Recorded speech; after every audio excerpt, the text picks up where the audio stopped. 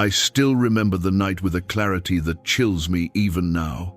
The town was quiet, wrapped in a silence that usually brought comfort, but that night the silence felt heavy, almost threatening, as though the earth itself was holding its breath. I had been standing a short distance from the old church, a place I had visited countless times, a place where generations of villagers had come to kneel before the Virgin Mary's statue. That statue, white, graceful, carved of marble and standing at the edge of the courtyard, had been there longer than I could remember. She had always seemed to look upon us with a kind of serene sorrow, her gaze both gentle and unyielding. Children ran past her every day, mothers prayed beneath her, and the old men of the town would rest nearby, their conversations quieting as if out of respect for her silent presence. But on that night, 3 men walked into that courtyard, who carried no respect in their hearts. They were police officers, men of authority, dressed in their dark uniforms, their badges glinting faintly beneath the dull glow of the street lamp. I knew them by sight. Everyone did. They were not strangers to us, and yet, in that moment, they seemed less like men and more like shadows moving with deliberate cruelty. They carried with them not just their weapons, but a weight of arrogance that pressed against the peace of the night.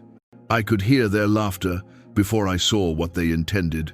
It was not the laughter of joy, nor even of drunken mischief, but a hard, bitter kind of sound, the laughter of men who sought to prove their power by trampling on something sacred.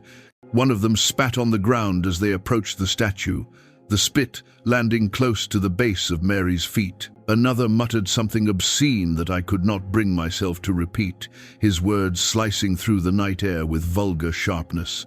Then, without hesitation, one of them lifted a metal baton. The moment stretched long in my eyes, though in reality it happened in a heartbeat.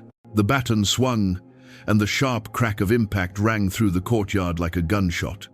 The sound was deafening in the stillness, a shattering note of violence. The marble surface trembled, chipped, and a fragment flew across the stones. The others followed him. With their boots, their fists, their weapons, they struck again and again, and the statue groaned beneath their assault. I had never thought stone could sound alive, but that night it seemed to. Each blow echoed like a cry of pain, as though the Virgin herself was wounded. Marble splinters scattered into the air, sharp and cold, catching the lamplight in brief flashes before falling to the ground. I wanted to shout, to stop them, but my voice caught in my throat. Fear rooted me where I stood, my body heavy as though invisible chains held me in place. I could only watch, horrified, as the sacred figure that had stood through decades of storms and seasons fell piece by piece beneath the merciless hands of these men. The statue's face, so tenderly carved, was the last to break. I can never forget the sound, the crack that split her features down the middle, the fragment of her eye tumbling to the ground, the collapse of her hands that had always been open in prayer. It felt like watching the heart of the town itself being torn apart. Around me, doors opened. People had heard the commotion, the sickening cracks of stone breaking, and they came into the night one by one. Old women clutching shawls to their shoulders, children clinging to their mothers' skirts, men standing frozen in disbelief. None of us moved closer, not out of cowardice, but because the scene held us in a paralysis of sorrow. We stood in silence as the statue crumbled, as if bearing witness to a crucifixion we could not prevent. The policemen laughed louder. They shouted triumphantly, as if destroying this statue somehow proved their power. One of them kicked the final remains, scattering the broken fragments across the courtyard like discarded trash. Another raised his baton high above his head and let out a roar, a sound more animal than human. They reveled in their desecration, blind to the weight of what they had done. And then silence returned, a silence deeper and heavier than before. The echoes of their laughter faded, but the sound of stone breaking lingered in my ears like a wound. I could see the Virgin Mary reduced to nothing more than jagged pieces across the ground, her gentle form unrecognizable. The lamp above flickered faintly, its light weak, as though even the flame itself recoiled from what had just happened. The crowd stood motionless. No one dared speak. It was as if we all understood that words could not capture the gravity of the moment. Some of the older women wept quietly, their tears glistening in the dim light. Children buried their faces against their mothers, asking questions in hushed whispers that no one could answer. The men clenched their fists but did not step forward. Fear bound us, and grief silenced us. I looked at the three officers again. They stood panting, their shoulders rising and falling heavily, like beasts who had just finished their kill. For a brief moment, I thought I saw uncertainty flicker across one of their faces, a shadow of realization at the enormity of their act. But it passed quickly, swallowed by arrogance. They turned away from the ruins as if they had done nothing more than kick apart a pile of rocks. Yet I knew, even then, that something had changed. The air itself seemed different, thicker, darker, charged with an energy I could not explain. The night was no longer just night. It had become a witness. The shattered pieces of the Virgin lay on the stones, but I felt with certainty that her presence had not been destroyed. It lingered, unseen, surrounding us, heavier than ever before. I remained there long after the policeman had left, after the murmurs of the townspeople had faded and the crowd had retreated into their homes.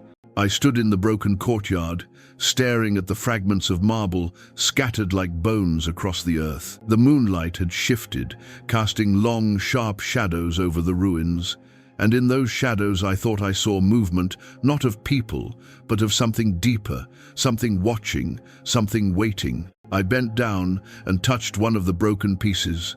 It was cold, unnaturally so, colder than stone had any right to be on a summer night. My hand trembled, and I withdrew quickly, heart pounding. A chill swept through me, a certainty rising in my chest. What had been broken tonight was not only stone, but a boundary between reverence and blasphemy, between safety and judgment. As I left the courtyard, I looked back one last time. The fragments of Mary's face lay in silence, but her eyes, or what was left of them, seemed to follow me, not in accusation, but in sorrow. And in that sorrow, I felt a warning. The night was not over, and the story was only beginning. Before the statue was broken, I had often walked past it without much thought, as though its presence was as natural as the sky above me or the ground beneath my feet. It had been there for as long as I could remember, standing in quiet majesty at the edge of the church courtyard, neither demanding attention nor allowing itself to be ignored. And now, as I stood gazing upon the shattered fragments that littered the stones, my memory pulled me backward into the many moments when that statue had been more than marble, when it had been a silent companion to the lives of countless people. I remembered the mornings when old women came to place fresh flowers at its base, their hands trembling with age, yet steady with devotion. Their lips moved softly, whispering prayers for their children and grandchildren, their faith woven into every word. I remembered mothers bringing their infants to the statue, lifting them in their arms so that the Virgin's carved face might be the first holy sight the children would come to know. I remembered the quiet evenings when the sun would set behind the church, casting a golden glow upon the white marble, making the Virgin's form appear almost alive, her face bathed in light that seemed unearthly. That statue had been a part of every story in this town, woven into our weddings, our funerals, our feasts, and our fasts. I had seen men on their knees before it, broken by loss, whispering desperate pleas for strength. I had seen young couples hold hands beneath her gaze, asking for her blessing on their new life together. And I had seen the poorest among us place their last coin at her feet, trusting that heaven would not forget them. To outsiders, it might have seemed like nothing more than a block of carved stone. But to us, it was not the stone we loved, it was the presence it represented. In that statue, we saw the Virgin's sorrow, her gentleness, her unfailing compassion. We saw the reminder that even in suffering, there was hope. Even in loss, there was comfort. Even in despair, there was someone who cared. It stood as a bridge between heaven and earth, a visible reminder of the invisible. And so, when those three men shattered it, they did not simply break marble, they tore apart something that had become part of our very lives. It was as though they had ripped a page from the heart of the town itself. I found myself remembering one particular day from years before. It had been raining heavily, and the streets were rivers of mud. A young boy had gone missing near the woods, and his mother came to the church in despair. She fell at the foot of the statue, her face pressed against the cold marble, her sobs filling the courtyard. I had been there, watching silently, and I remembered the way she cried out, not to the townspeople, not even to the police who were already searching, but to the Virgin herself. Hours later, when the boy was found safe, covered in mud but unharmed, his mother had returned to the statue with him. She placed his tiny hand on Mary's feet and whispered words of gratitude through her tears. I thought of that mother as I looked now at the shattered stones. What would she feel, seeing the place of her prayer reduced to dust? What would all of us feel, stripped of the presence that had been our comfort in the darkest hours? The townspeople who had gathered that night seemed to share the same thought. Their eyes were fixed on the ruins, but in their gazes I saw more than sorrow. I saw something deeper, more primal fear. For though the statue had been stone, the act of breaking it was not without consequence. It was as if by destroying the image, those men had mocked the very presence it represented. I could feel it myself, in the pit of my stomach, in the tightening of my chest. The night felt changed, as though the sacred air that had always surrounded the courtyard had been torn apart. And yet, within that torn silence, there was still a weight, a presence that lingered even stronger than before. It was not gone. No hammer, no boot, no fist could drive it away. I thought, too, of the countless prayers that had been uttered there, prayers that now seemed to hover like ghosts over the broken marble. Words whispered in faith do not vanish. They remain, echoing in unseen places. And those echoes seemed to gather around us, pressing close, reminding us that what had been mocked would not remain unanswered. I looked at the pieces of the Virgin's face, scattered on the ground. Even broken, there was a kind of beauty in them, a fragment of her cheek, smooth and pale, a piece of her hand, still curved as if in blessing. The pieces did not look like ruin alone. They looked like a promise that what was broken would one day be restored, that what was desecrated would one day be renewed. But for the moment, all we felt was loss. The old women clutched one another, their sobs breaking the silence. A child asked why the policeman had done such a thing, his voice piercing in its innocence, and no one could answer him. The men of the town stood with jaws clenched, their anger barely contained, but even their strength was swallowed by the heaviness of the moment. I wondered if the three policemen understood what they had done. Did they know the depth of the wound they had inflicted? Did they feel the weight of the prayers, the tears, the memories they had shattered? Or were they so blinded by arrogance that they believed they had destroyed nothing more than stone? As I stood there, my eyes fixed on the fragments, I felt a certainty rise within me. They had unleashed something they did not understand. The Virgin's presence had not been erased, it had been provoked. The silence that hung over us was not emptiness, but waiting. Something was coming, and I, who had so often passed by the statue without thought, now found myself unable to look away. In its absence, I saw its meaning more clearly than ever before. In its destruction, I felt its presence more strongly than in all the years it had stood whole. It was as though the breaking of the stone had awakened the very spirit it represented, drawing it nearer, heavier, more undeniable. The night deepened around us, and the air grew colder. The crowd began to disperse slowly, whispering in low voices, their footsteps hesitant as they left the courtyard. But I remained, staring at the broken pieces until my eyes blurred with tears. I did not weep only for the marble. I wept for the insult that had been given, for the arrogance that had dared to mock the sacred, and for the consequences that I felt already pressing in upon us. For even in that moment, before anything else had happened, I knew the truth. What had been done could not pass without answer. The Virgin was not gone, and those who had mocked her would not escape what was to come. I watched them closely after the final fragments of marble fell to the ground. The three policemen did not stand in silence as we did not lower their eyes in shame or even pause to catch their breath. No, what I saw instead was arrogance. The kind of arrogance that swells in men who believe themselves untouchable. Their faces glowed, not with sweat, but with satisfaction, their chests rising with the pride of men who thought they had proven their superiority. The first of them, the one who had delivered the first blow, looked down at the ruins with a smirk twisting across his lips.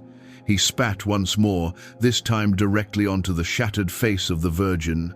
I felt my stomach turn at the sight. His eyes darted around the courtyard, meeting the stares of the townspeople who had gathered. Instead of shame, his gaze carried defiance. He wanted us to see. He wanted us to tremble, not from grief alone, but from the raw display of power. His uniform gave him the authority of the state, but in that moment he seemed to wear arrogance itself like a second badge, one he considered even more important. The second officer laughed a sharp, grating sound that echoed across the stones. He picked up a fragment of marble, held it in his hand, and turned it over as if it were nothing more than trash. Then, with a sneer, he threw it carelessly into the darkness, letting it clatter across the cobblestones.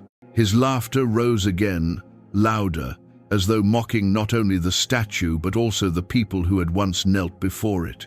His amusement at our sorrow felt crueler than the act itself. The third officer was quieter, but his arrogance was no less evident. He stood tall, shoulders back, his eyes cold and calculating. He did not laugh, did not sneer, but his silence was heavy with contempt. It was the silence of a man who believed himself beyond reproach, a man convinced that no law, earthly or divine, could touch him. He folded his arms across his chest and scanned the faces of the crowd, his lips pressed into a thin line. It was not indifference I saw in him, but something darker, satisfaction at our helplessness. Their arrogance did not end with their actions. It seeped into the air, pressing down on us as heavily as the silence that followed their laughter. They were not content merely to destroy. They wanted us to know that they had destroyed, to see our sorrow and feel our fear. Power intoxicated them, and in that intoxication they mistook cruelty for strength. I remember the way the villagers reacted. Some lowered their eyes, unable to meet the gaze of the officers. Others clenched their fists, their faces burning with anger, yet they did not step forward.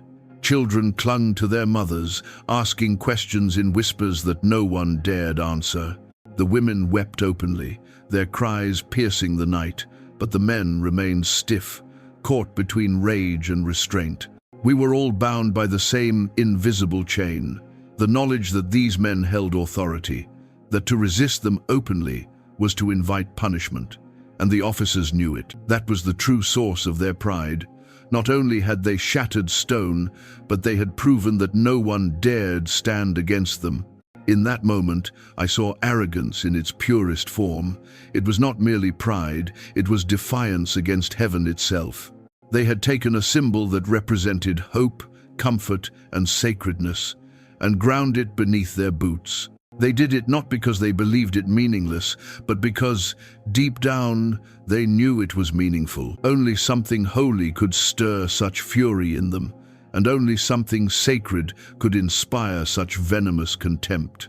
I thought of the many faces that had knelt before that statue, the countless prayers whispered at its feet. I thought of the hands that had lit candles there, the tears that had fallen onto its base. And then I looked at the officers, at the sneers and the laughter, and I realized that what stood before me was not merely an act of destruction, but a declaration. They were declaring war, not on marble, but on faith itself. The arrogance of men has many faces. Sometimes it appears in quiet neglect, when we forget the sacred in our daily lives. Sometimes it appears in doubt, when we question the value of what we cannot see. But in these men, arrogance had taken its most violent form, open rebellion. They believed their strength, their badges, their weapons gave them dominion over everything, even over what was holy. Their pride had blinded them, convincing them that no power greater than their own existed, or if it did, it was powerless against them. Yet as I watched, I felt something stir in the air, something the officers could not see. Their arrogance was loud, but beneath it, the silence of heaven waited. I could feel it pressing down upon us, unseen but undeniable. The policemen laughed and mocked, but in their laughter I heard the hollow ring of men who did not know what they had unleashed. The crowd slowly began to disperse, but I lingered, unable to tear myself away from the sight.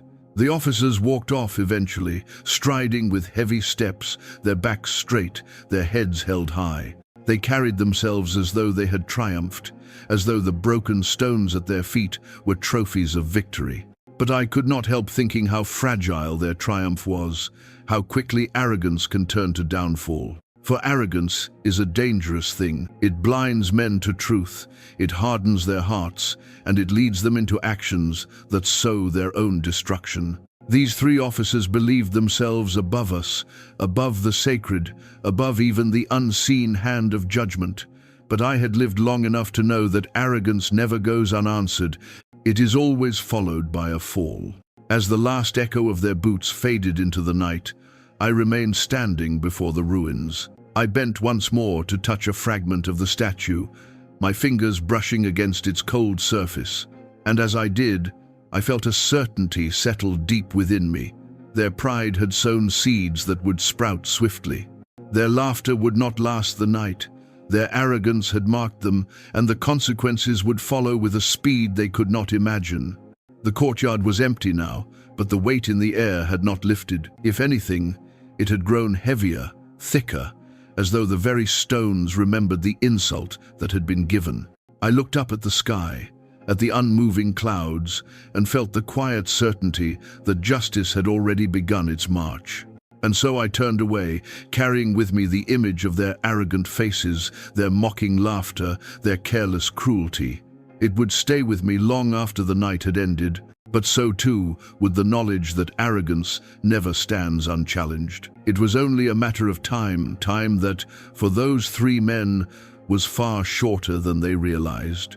After the policemen left, their footsteps fading into the distance, the courtyard fell into a silence so profound that it seemed unnatural. It was not the ordinary stillness of a village night, not the calm quiet that often settles after dusk when the world prepares for rest. No, this silence was heavier, darker, as though the very air itself had absorbed the violence of what had taken place and now held its breath in response.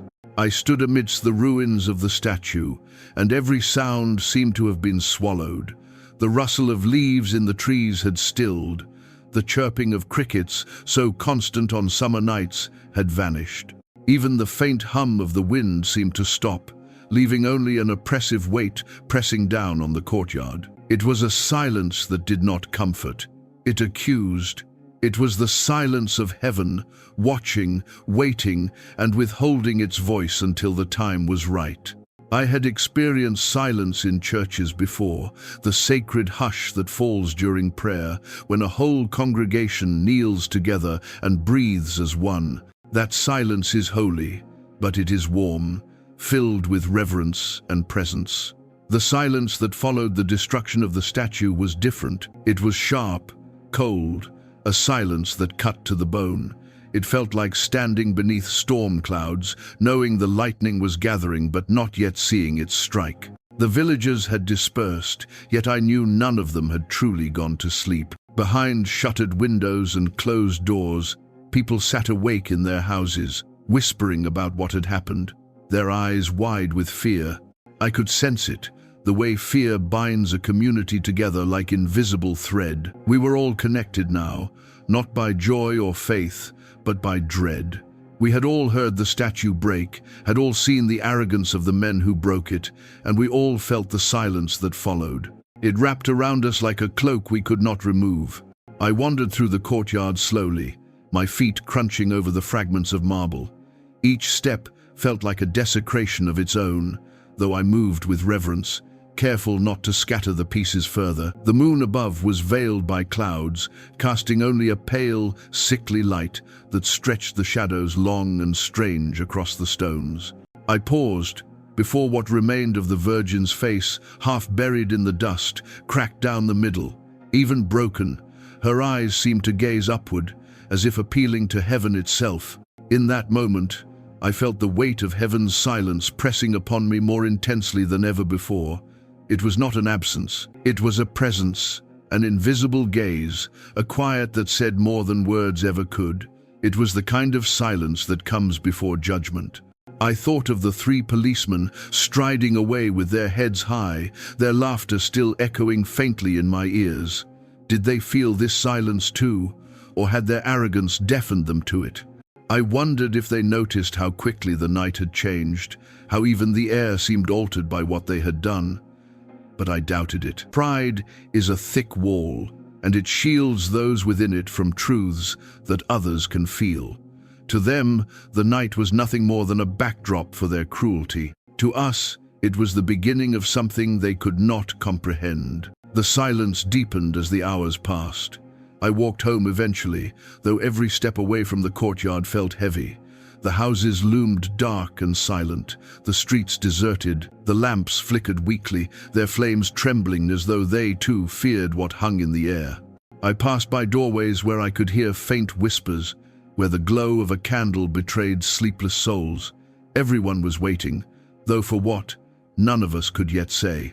When I entered my own home, the silence followed me inside. It clung to the walls, seeped into the corners.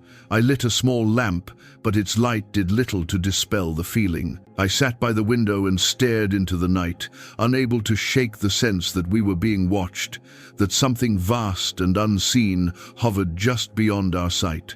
I could not hear the policemen anymore, but I felt their presence lingering in the silence, like stones dropped into a well, their ripples spreading outward into the darkness. The night stretched long, each moment heavy with expectation. It was as though time itself had slowed, as if heaven were deliberately prolonging the pause before what must come next. I thought of storms again, the way the air grows heavy before the sky splits open, the way the birds fall silent, the way the world holds still in anticipation of thunder. This silence was the same.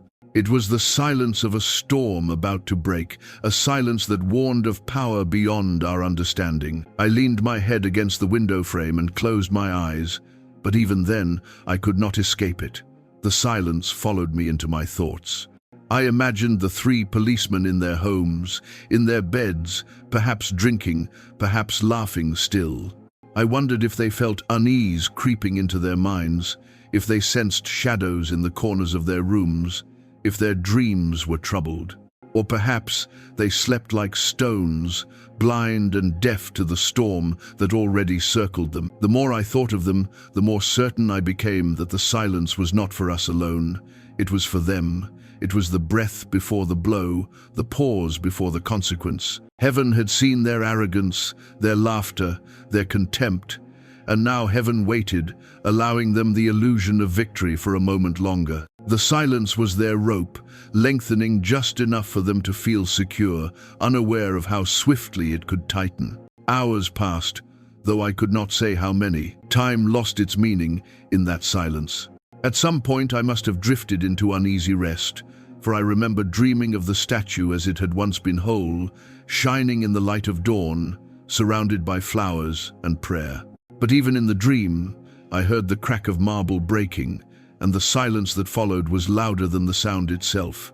I woke with a start, my heart pounding. The lamp beside me burned low. Outside, the first hint of dawn touched the sky, but the silence remained unbroken. It was still there, thick and heavy, pressing against the town like an unseen hand. And I knew then, with a certainty that made my blood run cold, the silence would not last forever. It was only the beginning. The storm had not yet struck, but it was gathering. The arrogance of those men had already set it in motion, and the silence was only heaven's way of preparing the earth for what was to come. The silence that had descended over the town did not remain still for long. It began to move, like a living thing, sliding into the streets, creeping into houses, and wrapping itself around the hearts of those who had witnessed the destruction. It pressed against windows, seeped beneath doors, and stretched across the fields beyond the village. But it did not linger everywhere equally. No, the silence gathered most densely around 3 particular homes, where 3 men laid their heads that night, unaware that the storm they had summoned had already begun. I cannot say how I know this, for I was not within their walls, but what followed became the whispered memory of the entire town, told and retold in hushed voices in the days that came after. And perhaps, too, I felt it in my own bones, that strange communion between a town and its fate, as though every one of us was tied by thread to the men who had mocked what was holy. The first of the 3, the one who had swung his baton and struck the statue, first retired to his house with an arrogance that still clung to him like smoke. He poured himself a drink, slammed his glass against the table, and laughed about the night's spectacle. His wife, pale and trembling, asked him what he had done. He silenced her with a glare, his pride wounded by her questioning. But when he went to bed, the silence of the house pressed heavily against him. He closed his eyes and tried to sleep, but the darkness behind his eyelids seemed deeper than ordinary night.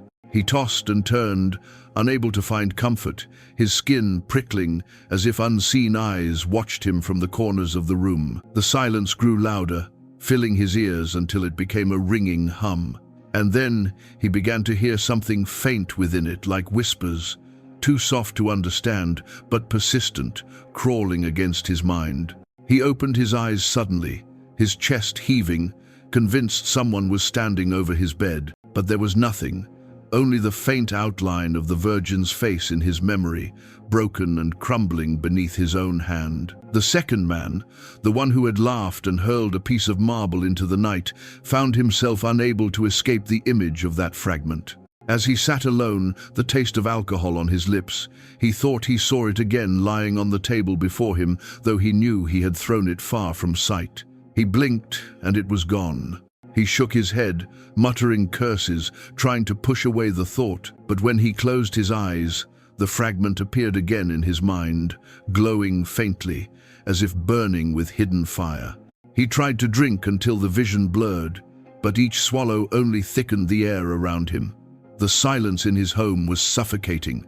His laughter from earlier had turned hollow, and he began to mutter to himself, desperate to fill the emptiness. But the more he spoke, the more he felt as though someone else was listening, someone whose silence was far more powerful than his words. The third officer, the silent one, returned home and sat in the dark without speaking to anyone. His arrogance remained unshaken, or so it seemed, as he leaned back in his chair and lit a cigarette. He exhaled slowly, his eyes narrowed, as though daring the world to challenge him. But as the smoke curled upward, he noticed it did not drift toward the ceiling as it should have. Instead, it hung in the air, thick and unmoving, twisting slowly into shapes his eyes could not explain. Faces, perhaps, or hands.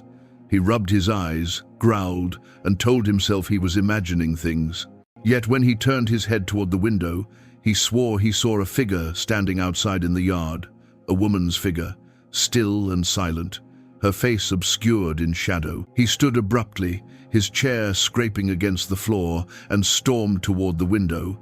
But when he yanked the curtain aside, the yard was empty, bathed only in pale moonlight. Still, the imprint of that figure lingered in his vision, and the silence that filled the room pressed harder against him, like a hand squeezing his throat. That night, none of the 3 found rest. They turned in their beds, or stared into their drinks, or sat in the dark watching shadows that seemed to move when they should not. The silence that had spread over the town found its voice in their minds. For us, the villagers, it was heavy but distant. For them, it was intimate, invasive, a whisper crawling beneath their skin. And though no one else saw what they saw or heard what they heard, each of them knew, deep down, that the night was no ordinary night. Meanwhile, I sat awake in my own house, staring into the stillness.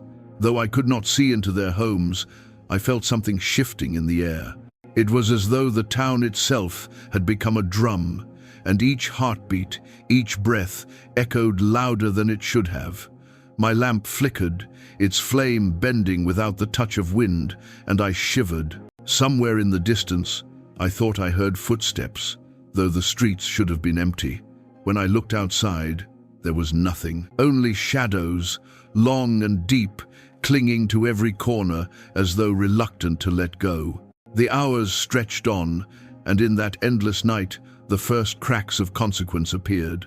The man who had swung his baton woke suddenly, drenched in sweat, his chest heaving as though he had been running. He swore he felt a hand press against his shoulder, heavy and unyielding, but when he turned, no one was there. The man who had laughed and hurled the fragment clutched at his ears, certain he heard crying, a woman's voice, low and mournful, drifting through his house like smoke. He shouted at it to stop, but the sound only grew clearer, as if coming from the walls themselves. And the silent officer, who had stared into the smoke, found his cigarette extinguished, though he had not touched it, the ash fallen into the shape of two eyes staring up at him from the floor. They did not speak of these things, not that night. Pride still caged them, and fear, though rising, had not yet broken them. But already the silence of heaven had begun its work, whispering into their lives, turning their arrogance into unease. They had broken the statue with their hands, but something unseen had broken into them, and it would not let them go. As dawn neared, I finally drifted into a restless sleep, though even in my dreams the silence lingered. I dreamt of the statue once more, but this time it was not whole nor broken. It was glowing, fragments lifted into the air, forming again before my eyes. And in the glow I saw the shadow of three men fleeing into darkness, pursued not by hands or weapons, but by silence itself, relentless, inescapable, alive. Conscience is a strange thing. It is not a voice one can silence with shouting, nor a shadow that disappears when the lights are turned on. It is more relentless than hunger, more piercing than pain. A man can run from others, he can hide from the law, he can even bury his deeds in secrecy, but he cannot escape the echo inside his own mind. That night, after the statue had fallen, the true punishment began not with blows, not with chains, but with the awakening of conscience. I did not see the three policemen in their homes, yet as the days passed, I heard enough whispers, enough fragments of story, to know what was happening. And even without hearing, I could have guessed. The human heart is not made to bear desecration without consequence. The silence of heaven had pressed against them, and in that silence their consciences awoke like hounds unleashed. The first officer, the one who had swung his baton, began to change almost immediately. He had walked home proud, his shoulders squared, his laughter carrying down the street. But within hours, his pride turned to restlessness. His wife told later how he had tossed and turned in bed, muttering beneath his breath, his hands twitching as though reliving the blows he had struck. At one point he sat upright suddenly, eyes wide, gasping for air. She asked what was wrong, and he barked at her to be quiet, though his own voice trembled. He left the bed and paced the floor, running his hands through his hair. In his mutterings, she heard him whisper a name again and again. Mary. Not his wife, not his mother. He was whispering the name of the very one whose statue he had destroyed. And with every repetition, his voice grew more strained, as if the name itself accused him. The second officer, the one who had laughed the loudest, tried to drown his conscience in drink. He went from one cup to the next, refilling before the last was emptied, slamming the glass down as though the sound could scatter the thoughts in his mind. But alcohol is no shield against conscience. If anything, it loosens the gates that hold it back. Soon, his laughter grew hollow and his eyes unfocused. He stumbled through his home, muttering about faces in the walls, about a weeping sound that followed him from room to room. When he closed his eyes, he said he saw the fragment he had thrown, glowing in the darkness, burning into his mind like a brand. He began to shout at shadows, commanding them to leave him alone, but the silence of heaven only pressed closer, suffocating him. The third officer, who had stood in silence even as his companions laughed, seemed the most unshaken at first. He sat stiff in his chair, staring at the wall, saying nothing. But conscience works differently in each man.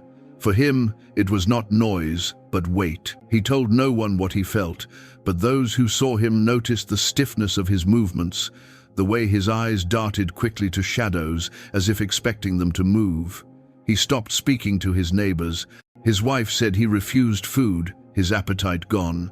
At night, she found him sitting on the edge of the bed, unmoving, his face pale in the moonlight. When she asked what was wrong, he simply whispered, "They're watching me." She looked around, confused, but he did not explain.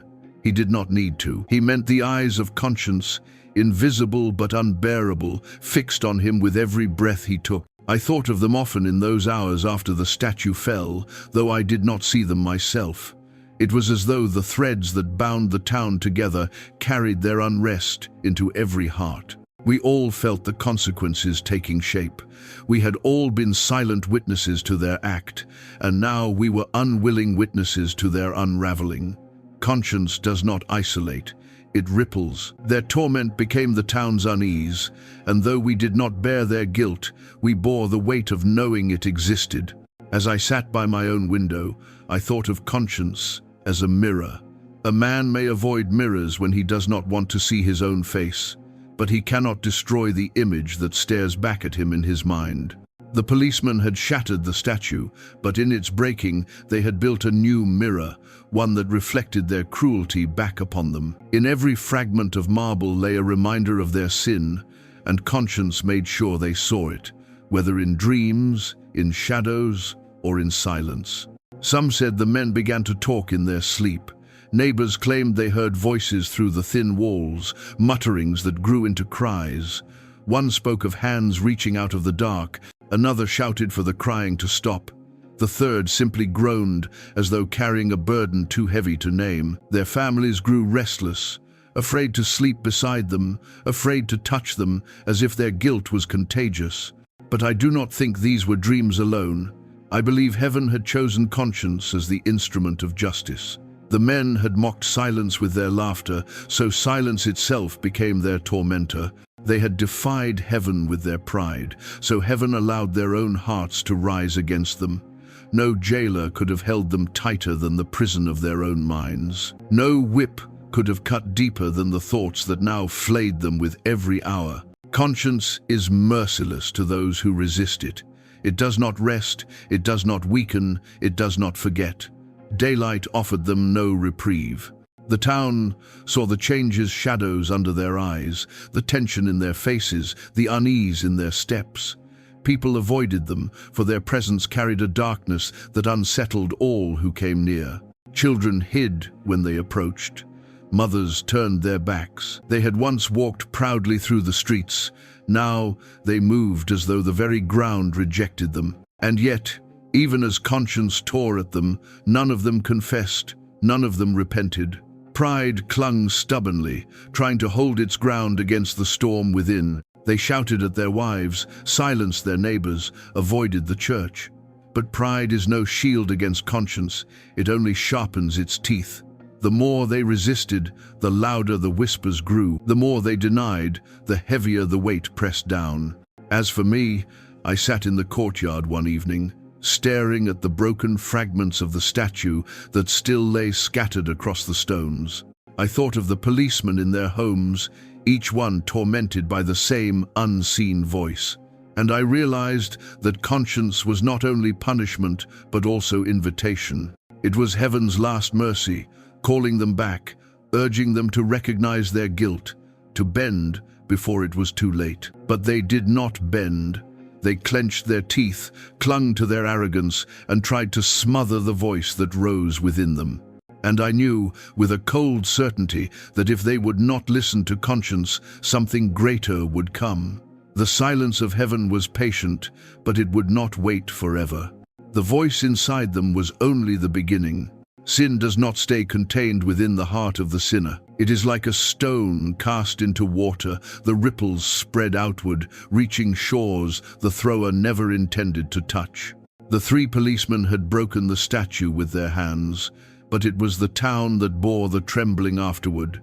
Their guilt was their own, but its weight settled over all of us like a shadow that refused to lift. In the days following the desecration, our streets no longer felt the same. We still went about our daily routines. Bakers rose before dawn to prepare bread. Children hurried with their satchels. Farmers guided their animals through the fields. Outwardly, life continued. Yet beneath it all, there was an unease, an undercurrent that none could ignore. Conversations were hushed, laughter was forced, and even the simplest gestures carried hesitation. It was as though joy itself had been driven away, leaving only weariness in its place. People avoided the courtyard where the statue had stood. Some passed by quickly, keeping their eyes lowered. Others crossed to the far side of the street, unwilling to look at the fragments that still lay scattered on the ground. The church doors remained open, but few dared to enter. Even prayer seemed different now, heavier, more desperate, as though we prayed not from habit, but from fear of what might come next. The children were the most honest. They asked aloud what the adults only whispered. Why did the policeman do that? They questioned, their voices small and piercing. Will they do it again? Will something happen to us too?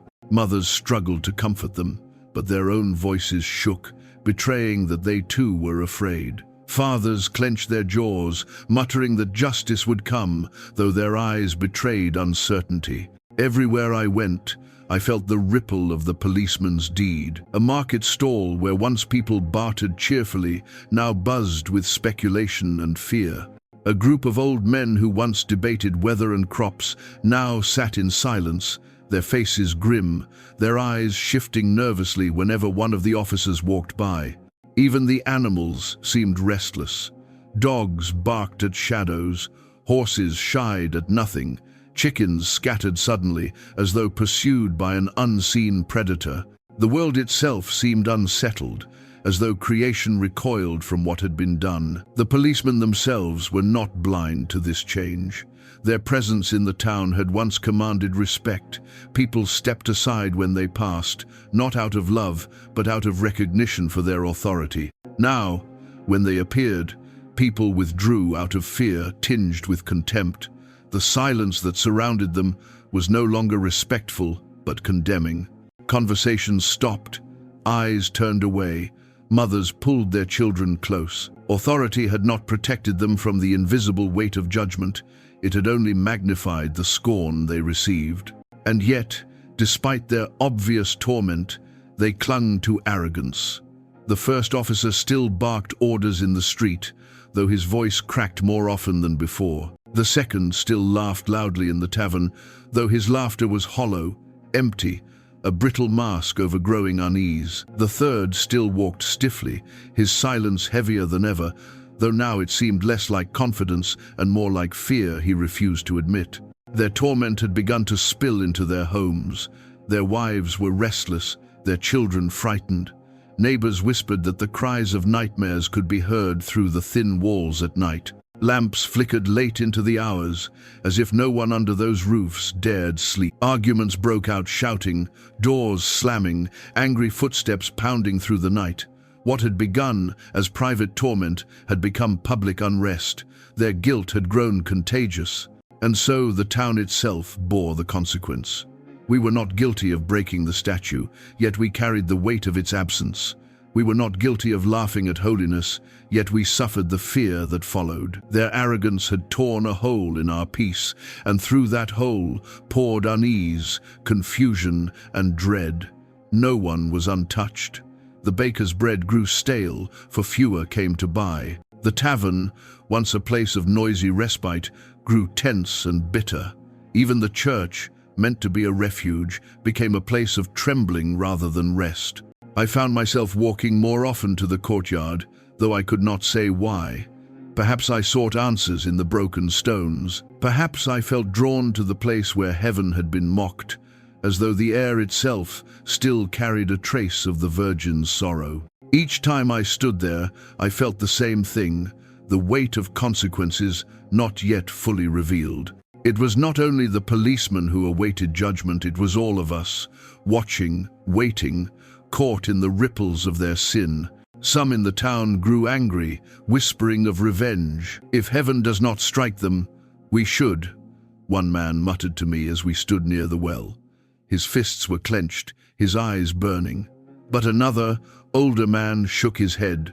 "It is not for us," he said quietly. "You saw what happened. Do you not feel it? Heaven is not silent. It is waiting, and we must wait too." The younger man spat on the ground and walked away, but his anger did not ease. Division spread among us. Some wanted to act, others to pray, others to hide.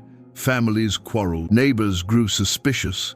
A shadow had been cast not only over the officers' homes, but over every doorstep.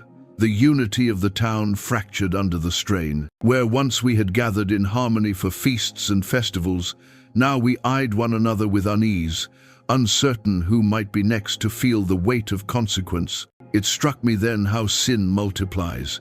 3 men had acted, but their act became a wound in the whole body. They had swung their batons, but it was the town that bled. The broken statue was not just stone, it was our peace, our unity, our faith, all cracked and scattered across the ground.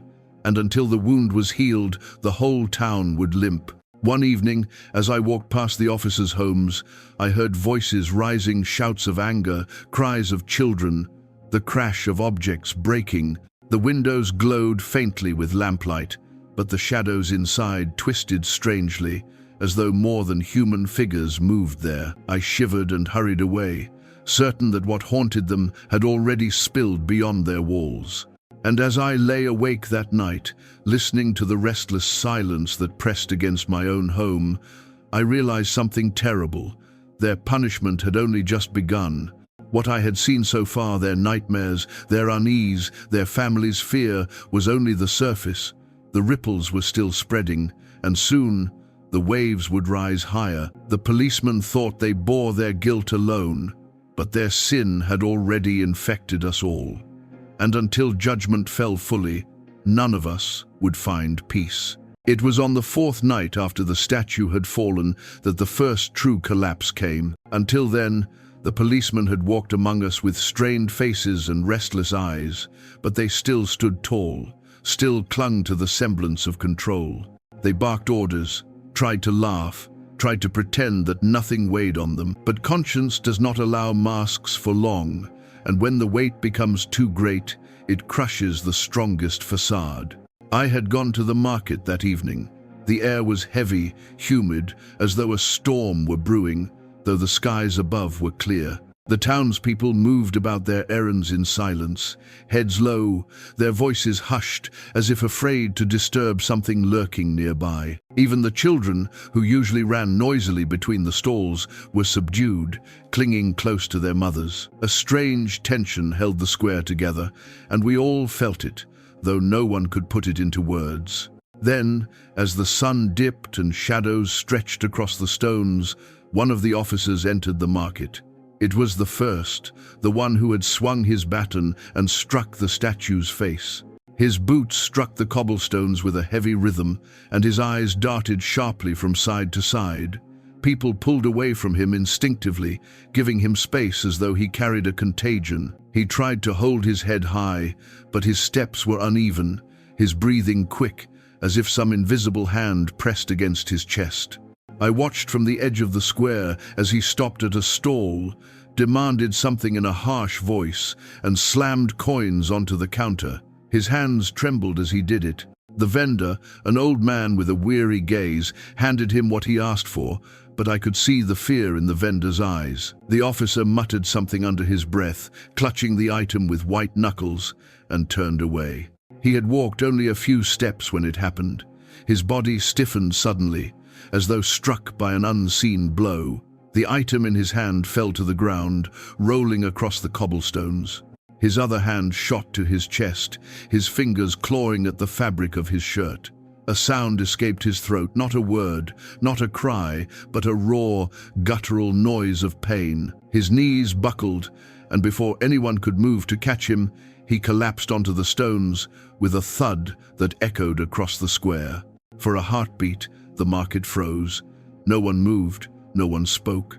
The silence that followed was so absolute, it was as if the earth itself had stopped turning. Then, slowly, voices rose, shouts of alarm, cries of fear.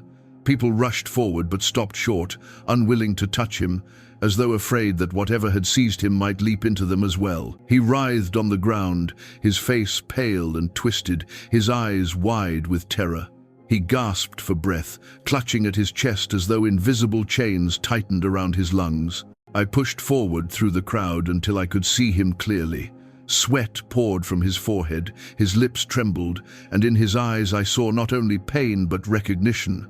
It was as though, in that moment, he knew exactly why this was happening, knew exactly whose image he had struck, whose face he had defiled. He tried to speak, his mouth forming words, but his voice cracked, breaking into a whisper too faint for anyone to understand. The crowd murmured, their voices a chorus of fear and awe. Some said it was a sickness, a sudden seizure. Others shook their heads and whispered of judgment, of divine retribution falling swiftly upon him. An old woman beside me crossed herself again and again, her lips moving silently in prayer. A man pulled his child behind him, shielding her eyes from the sight. Fear rippled through us all, for in his collapse we saw more than one man's suffering. We saw the hand of heaven revealed. The other two officers were not there, but word traveled quickly. Within moments, someone had run to fetch them, and soon they arrived, pushing through the crowd with pale faces. The second officer, the one who had laughed so cruelly that night, bent down beside his companion, shaking him, calling his name. But the fallen man did not answer, his body convulsing with pain. The third officer stood behind them, his arms crossed, his face grim, but I noticed the way his jaw tightened, the way his eyes darted nervously as though searching for unseen figures in the crowd. Finally, after what felt like an eternity, the first officer's body stilled. His chest heaved in shallow breaths, his eyes fluttered shut, and he lay limp on the stones. For a terrifying moment, we thought he was gone. Then, with a violent gasp, he drew in air again, his body jerking as though dragged back from the edge of death. The second officer and several villagers lifted him, carrying him away quickly, his limbs limp, his head rolling weakly from side to side. The crowd parted to let them through, whispering as they passed. I stood frozen, my heart pounding. The image was seared into my mind. A proud man brought low in the middle of the market, struck down not by blade or bullet, but by something unseen, something greater. His collapse was more than an illness. It was a warning, a sign for all of us. Heaven had remained silent for days, but now it had spoken, and its voice was unmistakable. That night, the town was restless. No one slept easily. People gathered in hushed groups, recounting what they had seen. Some insisted it was a natural thing, a sudden affliction of the body. Others shook their heads, their eyes wide, whispering of judgment. And though opinions differed, one truth bound us all. None could escape the weight of what had happened. The other two officers were seen later, walking together through the streets with grim faces. They spoke to no one, answered no questions. Their steps were quick, their eyes restless. Pride still clung to them, but fear had entered their ranks now, a shadow at their shoulders. They had seen what had happened to their companion, and though they did not speak it aloud, they knew. The silence was breaking. The storm had begun. As for the first officer, he lay in his home, pale and weakened, unable to rise from his bed. His wife tended to him, her face lined with fear, while whispers spread that he muttered in his sleep, names, prayers, fragments of sentences no one could fully understand. Some said he called out for mercy. Others claimed he cried out against shadows that gathered in the corners of his room. Whatever the truth, one thing was certain: he would never again walk with the arrogance he had once carried. Something had broken inside him, something no doctor could mend, and we, the townspeople, watched from a distance. We watched and waited, our fear mingled with grim certainty. The fall of one was only the beginning. Two still walked untouched, but their time was coming. The ripples of their sin had reached their companion, and soon the waves would crash over them as well. I sat awake late that night, staring at the faint light of my lamp, listening to the silence that still pressed against my home, and I realized that heaven's judgment had begun to take flesh, not in thunder, not in fire, but in the frailty of the men who had defied it. Pride had struck down the statue. Now pride itself was being struck down. The day after the first officer's collapse, the town was no longer the same. It was as though an unseen bell had tolled across every street and home, a sound no ears had heard, but every heart had felt. People carried on with their tasks, baking bread, herding animals, fetching water from the well, but nothing was done with the ease of habit. Every action was strained, every word whispered, every glance heavy with fear. The collapse had left a scar on the market square, one that no broom could sweep away, and its mark lay upon all of us. When I stepped into the square that morning, I saw people gathered in small clusters, speaking in hushed voices. Their eyes darted toward the officer's home, as though expecting the walls themselves to give testimony. The place felt charged, like the air before a lightning strike. I heard whispers as I passed. He almost died. He couldn't breathe. His eyes rolled back. He called for someone, but not his wife. The fragments of their words fell into the air like sparks, fueling the fire of fear that already burned among us. Some insisted it was an illness. "The heat has been strong, the air heavy," a man said, trying to sound certain. Perhaps his heart simply gave out. But his voice shook, and he would not meet the gaze of those around him. Others scoffed at such explanations. "You saw it," an old woman retorted. "That was no illness. It was judgment. His body fell like stone because heaven's hand struck him." Her words made the group fall silent, and though none argued, none dared agree aloud either. Children, as always, were less cautious. They spoke freely, their voices piercing the heavy air. One boy said he had heard the officer screaming during the night, calling out to shadows. A girl whispered that she had seen a figure standing at his window, watching him as he writhed in his bed. Whether true or imagined, their words carried weight, and mothers hushed them quickly, pulling them close, their own faces pale. The priest rang the morning bell, but even its sound seemed altered. It did not call us to prayer as before, but tolled like a warning, reverberating through the stones of the square. People entered the church slowly, their heads bowed, their feet dragging. The pews filled with bodies, but the silence among us was thicker than any sermon. When we knelt, it was not out of habit, but desperation.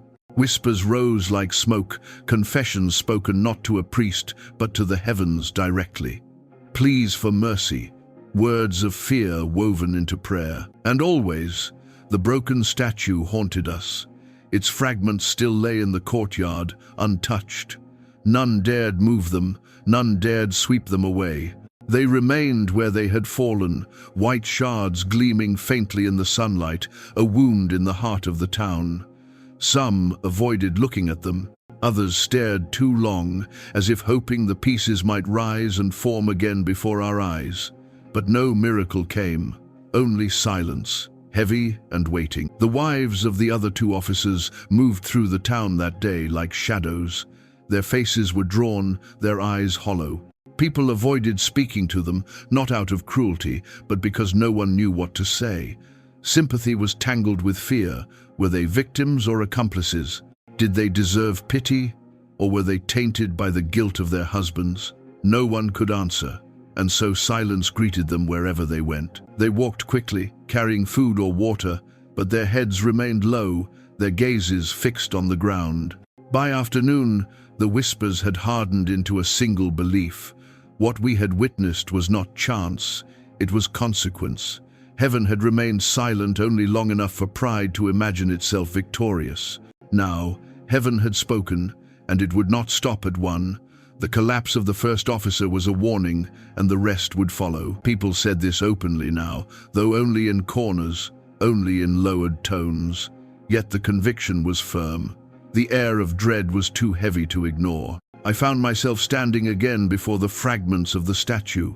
The courtyard was empty, but I felt the presence of all those who had once prayed there, their voices echoing faintly in memory. The broken face of the Virgin lay half buried in dust, her eyes fractured but still gazing upward. I knelt there for a long while, not in the comfort of prayer, but in the unease of realization. What had begun as an act of arrogance by 3 men had now become a trial for the entire town. We were all caught in the consequences. Their punishment was their own, but their fear had become ours. That evening, the crowd gathered outside the officer's home. People stood silently, watching the windows, listening for cries or whispers from within. The door remained shut, but from time to time a faint sound escaped, a groan, a gasp, a muffled voice. Women clutched their rosaries, their fingers moving quickly along the beads. Men stood with arms crossed, their eyes dark. No one dared enter, but no one could leave either. We were drawn there, compelled to witness, as though we all knew that what unfolded inside was not private, but a sign for us all. When his wife finally emerged, her face pale and her eyes red from weeping, the crowd pressed forward with questions. She shook her head, whispered something none of us could fully hear, and hurried away. The door closed behind her once more, sealing the mystery inside. The silence that followed was suffocating. We dispersed slowly, each step reluctant, each glance backward heavy with dread. I returned home that night with my thoughts circling endlessly. I had seen fear before in war, in famine, in sickness, but this fear was different. It was not directed at an enemy we could name, nor a disaster we could fight. It was fear of the unseen, fear of the judgment that had begun to stir in the air around us. The collapse of one man had become a mirror, and in it we all saw the truth. No one mocks the sacred without consequence. The children's voices haunted me most. "Will it happen again?" they had asked. I could not answer them. Deep in my heart, I knew the truth. Yes, it would happen again. The silence of heaven had broken once, and it would break again. The storm had only begun to gather, and the other 2 men still walked beneath its darkening clouds. That night, as I lay awake in my bed, I listened to the restless sounds of the town, the creak of doors, the shuffle of footsteps, the whispers that drifted through the streets like ghosts. We were a people waiting for something we could not name, but something we all knew would come. And though fear pressed heavily upon us, there was also a strange certainty. Justice had stirred, and nothing could stop it now. Fear spreads like fire in dry grass. Once it has sparked, it needs no fuel from outside. It feeds on itself, growing higher and hotter until everything it touches is consumed. After the first officer collapsed in the marketplace, that fire spread not only through the townspeople, but into the very hearts of the 2 who remained. They had laughed when the statue fell. They had mocked us with their defiance. But when their companion was carried limp through the streets, his breath shallow and his eyes wide with horror, something shifted. They were no longer untouchable. They were hunted. I saw it in their faces the next day. They walked the streets with their heads high, yes, but their steps were hurried, their eyes restless. Their boots struck the stones too quickly, as though they wanted to escape every place they entered. They no longer stopped to harass shopkeepers or bark idle orders. They no longer lingered in the tavern to boast and drink. They passed through the town like shadows, carrying silence with them. People parted as they approached, not out of respect but out of dread, as though an unseen stain clung to their uniforms and would spread to anyone who touched them. At night, whispers grew. Neighbors said the second officer's laughter had turned into shouts of anger, then cries of fear, echoing through the thin walls of his home. His wife had been seen fleeing to her mother's house with her children, her face pale, her voice shaking as she refused to speak of what she had heard. Some said he saw lights moving in his home when no lamps were lit. Others claimed he shouted at unseen figures, slamming doors, breaking objects, cursing into empty air. Whatever the truth, One thing was certain, his arrogance had begun to crumble. The man who once mocked holiness now shouted at shadows like a madman. The third officer, the silent one, remained outwardly composed. He still walked with his back straight, his eyes hard, his jaw clenched. But even he could not hide the cracks. People saw him standing alone in the street at midnight, staring into the darkness as though waiting for something or someone. He was said to have stopped sleeping entirely. His neighbors spoke of light in his window until dawn, of his silhouette pacing back and forth, of his head jerking toward every small sound as if hunted. His silence was no longer strength. It was the silence of a man who had no words left to hold back the flood inside him. And the town watched. We watched them unravel, each in his own way. We did not approach them, we did not comfort them, for fear clung to them like smoke clings to fire. But we could not look away. They had made themselves a spectacle with their pride, and now heaven made them a spectacle with their fear. Every step they took was watched, every whisper about them grew louder, until the entire town felt the weight of their downfall pressing on us. One night, unable to sleep, I wandered through the square. The air was heavy, still, though the stars above shone clearly. I walked slowly, my steps echoing in the emptiness. And then I heard it, a sound carried faintly on the wind, a voice. At first I thought it was my imagination, but as I drew nearer to the street where the second officer lived, I heard it clearly. It was the sound of weeping. Not the soft weeping of a child, nor the broken sobs of a woman, but a strange, mournful wail, low, drawn out, echoing with grief that seemed unending. I froze in the shadows, straining to listen. The sound grew louder, drifting from the officer's home. Then, suddenly, it changed. The weeping rose into a cry of terror, a man's voice shouting, words broken, desperate. "Leave me, stop, don't touch me." Then came the crash of something heavy falling, the shattering of glass, the slam of a door. I stood rooted, my heart pounding, until silence fell again, thick and suffocating. I did not linger. I hurried away, my steps quick, my breath shallow. Yet even as I walked, the sound followed me, echoing in my mind. The man who once laughed at holiness was now shouting at unseen hands, begging shadows to leave him alone. His torment was no longer hidden within the walls of his home. It spilled into the streets, pressing itself into the hearts of all who heard. The third officer's torment was quieter, but no less terrifying. People said he had begun to see figures in the corners of his eyes, women in white, faces obscured, standing still in silence. When he turned, they vanished. Yet he felt them even when they were gone. He stopped entering certain rooms of his home, refusing to explain why. His wife claimed he muttered in his sleep, though not words she could understand. He spoke in broken fragments, half-choked whispers, as though conversing with someone unseen. At times, she said, his voice was not his own. It grew deep, strained, unnatural, as though something else spoke through him. The townspeople began to murmur more openly now. What had once been whispered in corners was spoken aloud, though still in low voices. "It is judgment," they said. "It has begun. The first was struck down, and the others are next. We are witnessing it with our own eyes." No one doubted it any longer. No one tried to explain it away as illness or chance. The air itself testified. The fear in the officer's eyes testified. The cries in the night testified. As for me, I walked through those days with a heavy heart. I could not look upon the broken statue without seeing their faces. I could not hear the cries at night without feeling the presence of something vast, something beyond human, pressing down on us. It was not hatred I felt, nor triumph, but sorrow. They had brought this upon themselves.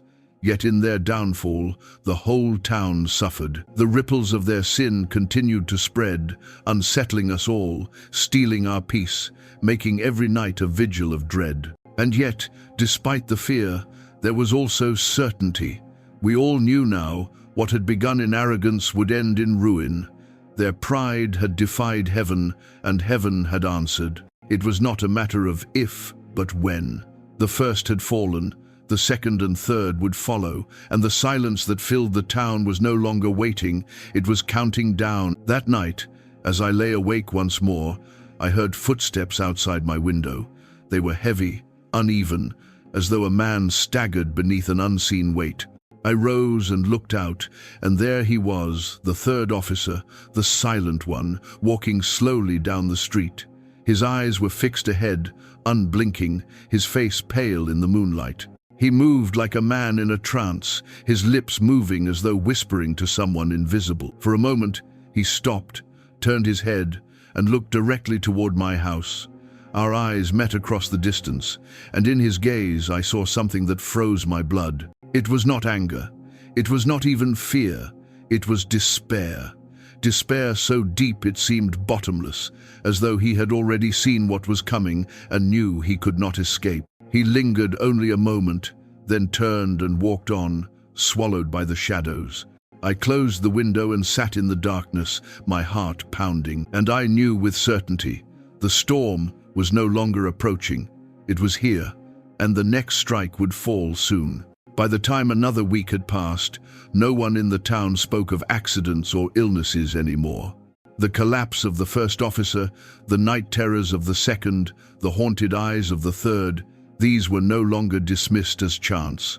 They had become evidence, heavy and undeniable, of a justice greater than anything human. It was as though a veil had been lifted from our eyes, and we saw clearly now what had always been true. No one defies the sacred and escapes untouched. The whispers in the tavern had grown bold. Where once men lowered their voices when speaking of the officers, now they said the words aloud, though still with trembling. "It is justice," they muttered.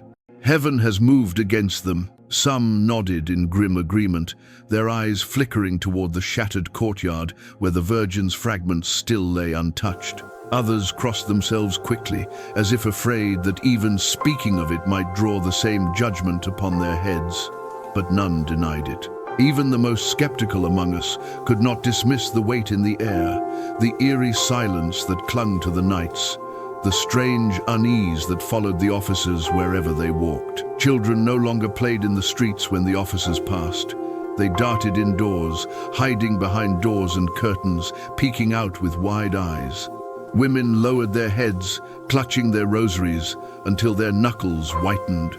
Men looked away, their jaws set, their hands clenched, unwilling to meet the eyes of the fallen protectors who now seemed more like hunted men.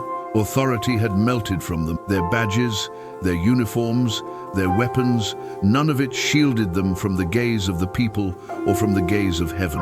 The first officer, who had struck the statue, did not recover.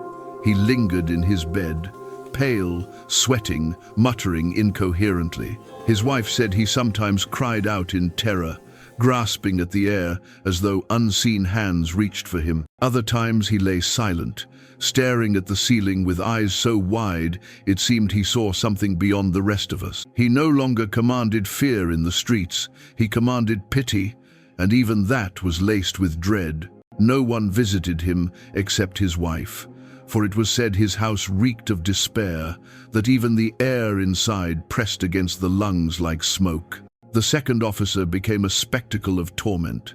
His nights were filled with shouts and crashes, his neighbors lying awake as his cries pierced the silence. More than once, people said they saw him stumbling through the street at midnight, hair disheveled, clothes torn, shouting at things no one else could see.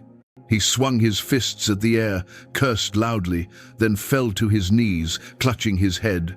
Lamps were lit in windows as people watched, but none dared come close. Children were pulled away, doors shut tightly, and he was left alone in the street, shouting into emptiness until his voice broke. In daylight he tried to hide, but his eyes betrayed him. Bloodshot, sunken, filled with terror, they told the truth. He refused to speak. He was unraveling. The third officer remained outwardly silent, but his silence no longer inspired fear. It was the silence of a man broken inside. He still walked the streets, stiff and grim, but he no longer looked at anyone directly. His eyes darted constantly to shadows, His head jerked at the faintest sound. People said he spoke to himself under his breath, his lips moving in hurried whispers as though bargaining with someone unseen. One evening I passed him in the square and heard him muttering, "It wasn't me. It wasn't me. I didn't do it." Though I had seen with my own eyes that he had. His denial was not for us. It was for the unseen presence that haunted him, a futile attempt to escape the truth that pressed against his conscience. The town had grown accustomed to fear, but now something else stirred among us: awe. For the first time in many lives, people began to speak not only of fear of judgment, but of the reality of the divine. It was no longer abstract, no longer confined to sermons or scriptures. It was here, tangible, undeniable, woven into the very air we breathed. Mothers began bringing their children to the church more often, even without the statue. Men knelt openly in the square, whispering prayers with trembling lips. Old women, who had once been ignored, now found themselves sought after, their prayers and wisdom respected anew. Faith, long treated casually by many, flared to life in the shadow of justice. But faith and fear mingled uneasily. Some prayed out of love, but many prayed out of desperation.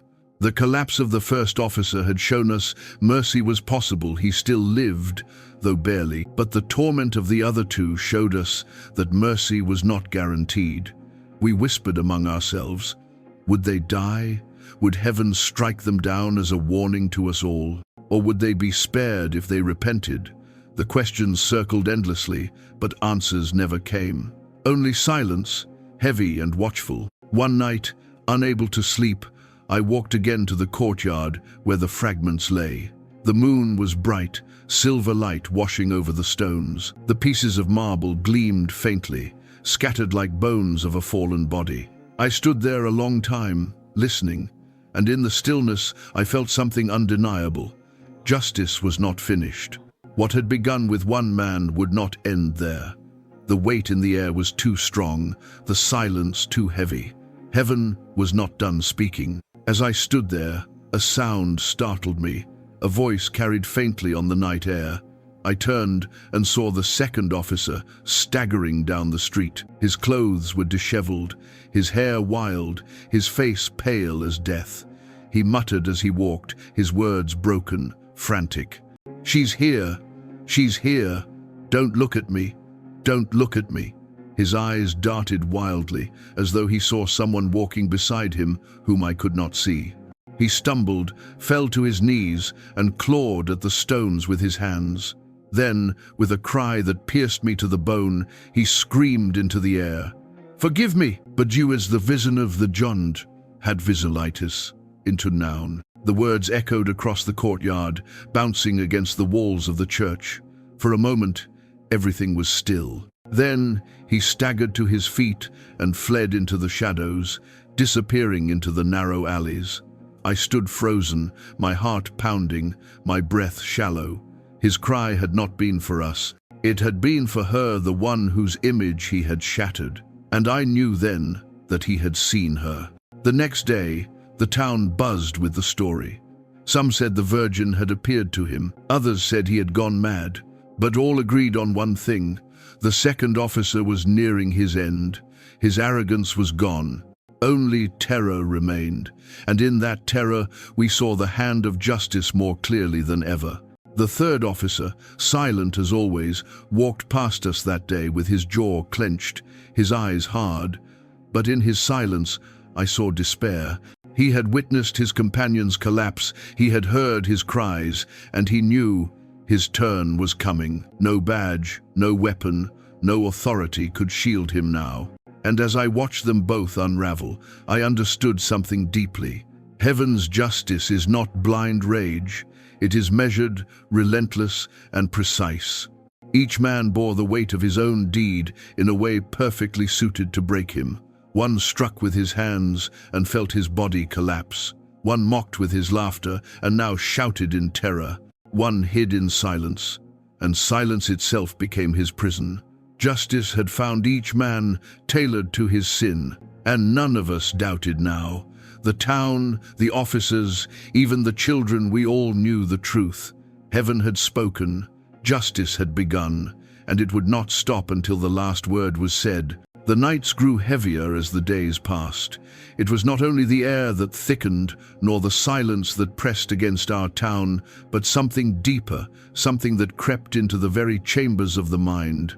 People spoke of restless sleep, of strange dreams, of shadows that lingered even after waking. But none were so afflicted as the two officers who still remained, for it was in their dreams that judgment came most vividly.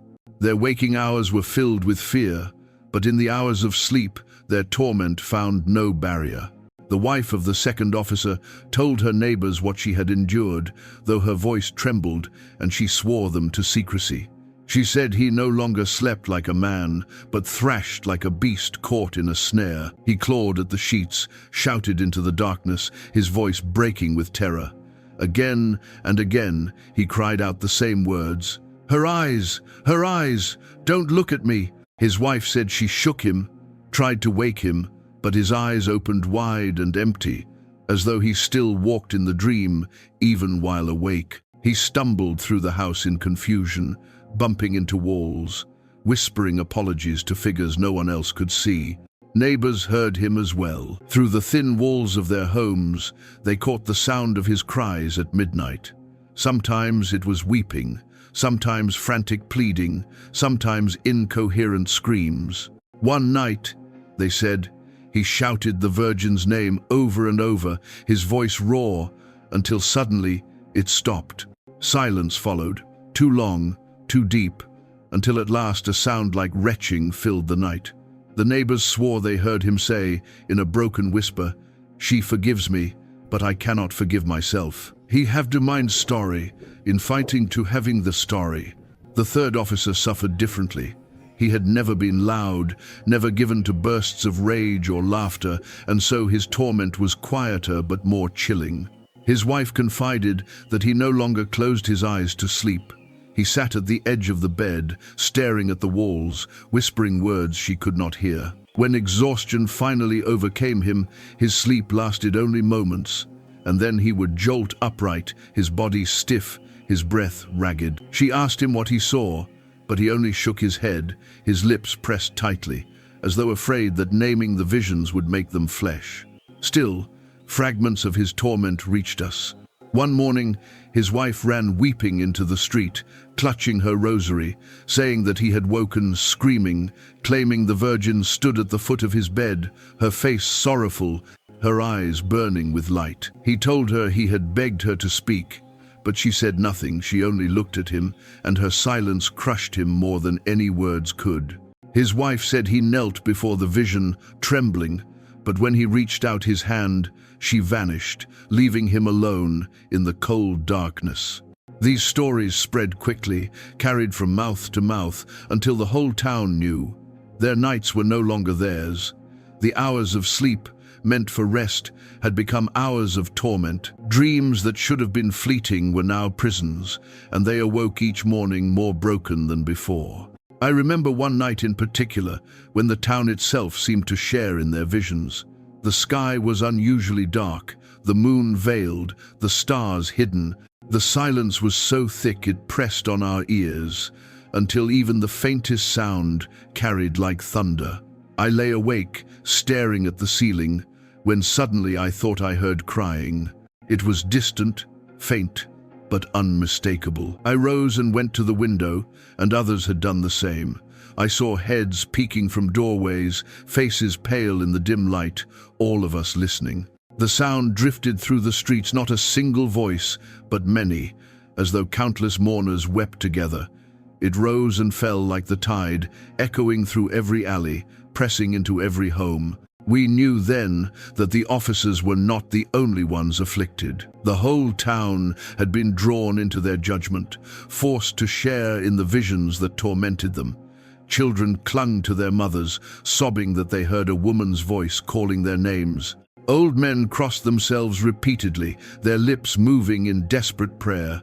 The night stretched on endlessly, and the cries did not fade until the first light of dawn touched the rooftops. The second officer emerged the next morning, his face ashen, his eyes hollow. He stumbled through the square, speaking to no one, but those who saw him swore he looked as though he had aged 10 years in a single night. He muttered beneath his breath, fragments of words that made no sense, fragments, pieces, her hands, before vanishing again into the shadows of his home. The third officer did not appear at all. His wife shuttered the windows, and the house stood silent, but we all felt the weight of what lay inside. And yet, even in their torment, neither confessed, neither sought forgiveness openly. Pride still clung to them, even as conscience and visions tore at their souls. The second officer cursed loudly when neighbors approached, shouting that they should leave him alone. The third said nothing at all, but his silence was its own confession, heavier than words. They bore their torment alone, refusing the mercy that might still have been within reach. As for us, the townspeople, our fear grew sharper with every tale, every cry. But alongside fear, something else stirred, an awareness of the sacred that we had long taken for granted. For years the statue had stood among us, and we had passed it by without thought. Now, in its absence, and in the visions that plagued the guilty, we felt its presence more than ever. Even broken, the Virgin was among us. Her silence was louder than thunder, her sorrow sharper than any blade. I returned to the courtyard often in those days. The fragments of marble gleamed in the sunlight by day and in the moonlight by night, unmoved, untouched. They seemed to watch us, to remind us, and sometimes, standing there, I thought I saw them shift just slightly, almost imperceptibly, as though the pieces remembered the form they once held and longed to return to it. Perhaps it was my imagination, perhaps it was more, but I knew this.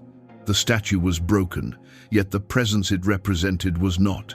It lingered, heavy, relentless, filling our town with both fear and hope. The officers dreamed their nightmares alone, but we shared in their weight. And every night, as I lay awake listening to the silence, I asked myself the same question: how long could they endure?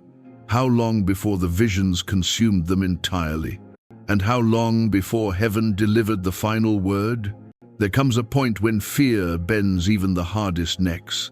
Pride can hold for a time, standing stiff against conscience, visions, and silence.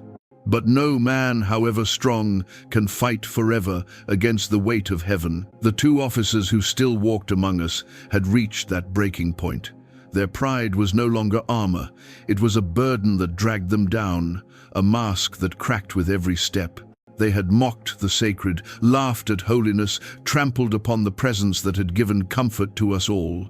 And now, at last, they began to stagger beneath the consequences of what they had done. The second officer was the first to falter. He had been the loudest in his mockery, the cruelest in his laughter, but laughter had long since left him. His nights were filled with cries that the entire neighborhood heard, and his days were spent stumbling through the streets, muttering words no one could piece together. But then came the night when his shouts changed. No longer did he curse the silence or rage at unseen figures. Instead, his voice broke into sobs, and through the thin walls his neighbors heard him crying out over and over, "Forgive me, forgive me, forgive me." The next morning, he emerged from his house with eyes swollen from weeping. His face was haggard, his body trembling. He walked into the square, his hands clutching at his head, and fell to his knees before the church doors. People gathered quickly, staring in silence as he struck his forehead against the stones, whispering broken prayers. His words were not clear, but all could hear the tone: desperation. He begged for mercy, begged for release from the visions that hunted him, begged for the eyes of the Virgin to turn away from him. And yet, even in his repentance, there was something missing. His words poured out like water, but they were directed more at his own torment than at true sorrow. He sought relief, not reconciliation. He wanted the nightmares to cease, the voices to stop, the sorrowful eyes to vanish. But whether he truly mourned what he had done, the breaking of the statue, the mocking of the sacred, no one could say. The crowd watched in silence, some with pity, others with anger. An old woman muttered, He asks for mercy only because he cannot endure the weight. He would never have bent his knee if not for fear. Still, his cries shook us. To see a man who once strutted proudly through our streets, now weeping in the dust, was to see how fragile human arrogance truly is. He lingered there for hours, whispering, pleading, weeping. At last he rose unsteady and stumbled back to his home, his eyes darting to every shadow, as though still hunted even in daylight. The third officer's fall came more slowly, but it was no less certain. He had remained silent through it all, his pride hidden behind a mask of stern composure. But silence cannot hide despair forever. His wife said he no longer ate, that his body grew thin and weak, that his eyes were ringed with black as though he had not slept for weeks. He sat in his chair by the window, staring into nothing, whispering under his breath. She begged him to speak to her, to tell her what he saw, but he only shook his head, his lips pressed tight. And then one night, she said, he broke. She found him kneeling in the corner of their room, his hands pressed together, his body trembling. He whispered the Virgin's name, not in mockery, not in anger, but in something close to reverence. Mary, he muttered again and again, tears streaming down his face. She said she had never seen him weep before, not even at funerals, not even in times of great loss. But that night, his tears soaked the floor. He begged aloud for her to leave him in peace, to forgive him, to spare him. His words were not loud, but they were raw, torn from the deepest place in his soul. The next day, his wife told this to a neighbor, and soon the whole town knew. We whispered of it in the market, in the square, by the well. The proud had fallen, the arrogant had bent their knees. The men who had once laughed at holiness now cried out for mercy. Some among us said it was too late, that repentance born of fear was not true repentance. Others said it was never too late, that even at the edge of judgment, mercy could still be found. I watched them both in those days, and I saw men unraveling. The second officer clung to desperation, lashing out in one moment, weeping in the next, begging forgiveness like a drowning man gasping for air. The third officer sank into silence, his repentance quieter, more restrained, but no less real in its breaking. Pride still clung to them. I could see it in the way their words stumbled, in the way their eyes avoided ours. But pride was dying, crushed beneath the relentless weight of judgment. The townspeople, too, were shaken by their repentance. We had feared their authority once, but now we feared their downfall more. For if heaven judged them so severely, what would it do to us, who had watched in silence when the statue fell, who had done nothing to stop the desecration? Were we not complicit, at least by our passivity? The thought gnawed at us, and many began to repent more openly. Men who had not entered the church in years now knelt for hours. Women prayed aloud in the streets. Children were taught to cross themselves before bed, their small voices whispering prayers into the silence. The broken statue remained at the center of it all. Each time I passed the courtyard, I felt its presence stronger. The pieces did not move, yet they seemed alive, heavy with meaning. It was as though the Virgin's sorrow had seeped into the very stones, and her presence hovered over us more tangibly than when the statue had stood whole. We could not look at the fragments without remembering the officer's downfall, without feeling the weight of judgment pressing upon us too. And so, in their stumbling attempts at repentance, the officers became unwilling preachers. They had once mocked faith with their arrogance. Now they testified to its reality with their despair. Their torment spoke louder than any sermon. Their cries echoed more powerfully than bells. They had desecrated the sacred, and now, broken and trembling, they bore witness to the truth that none can escape the hand of heaven. Yet as I watched them, pity stirred within me. For though they had brought this upon themselves, they were still men, frail and terrified. Their pride had built their prison, but now they beat their fists against its walls, desperate for release. And I wondered, would heaven grant them mercy if they truly repented? Or had their moment passed, the judgment sealed? The silence of heaven gave no answer. But one thing was certain, Their arrogance was gone.